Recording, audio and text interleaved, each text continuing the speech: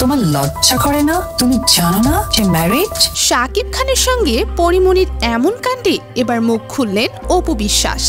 সম্প্রতি জমকালো আয়োজনে এক ঝাঁক নায়িকাদের নিয়ে র্যাম্পে হেঁটেছেন ঢাকাই সিনেমার শীর্ষ নায়ক শাকিব খান, যেখানে শাকিব খানের সঙ্গে ছিলেন অভিনেত্রী বিদ্যা সিনহা মিম, পূজাচারী, তানজিন তিশা, সাবিলা নূর ও পরিমণি।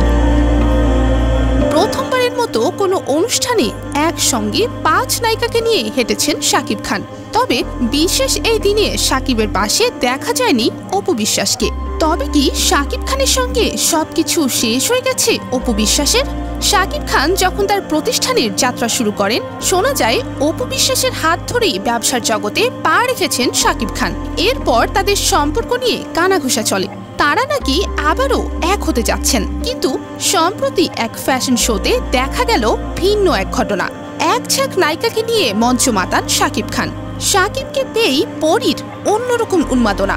বিশেষ করে শাকিব খানকে জড়িয়ে ধরে পরিমণি মুহূর্তে নতুন করে আলোচনায় আসেন। আর এ দেখে নেটিজেনরা বলছেন অপু বিশ্বাস থাকলে এমনটা করার সুযোগ পেতেন না পরিমণি। তবে একই প্রতিষ্ঠানে কাজ করলেও কেন দেখা গেল না অপু বিশ্বাসকে? জানা গেছে শিডিউল জটিলতায় নাকি থাকতে পারেনি এই নায়িকা। বিগত কয়েক মাসে একাধিকবার দেশের বাইরে ভ্রমণে ছিলেন অপু। সম্প্রতি দেশে ফিরলেও ঢাকা ফ্যাশন শো অনুষ্ঠানের জন্য নিজের শিডিউল মেলাতে পারেননি তিনি, তাই শাকিবের সঙ্গে থাকতে পারেননি র্যাম্প শোতে।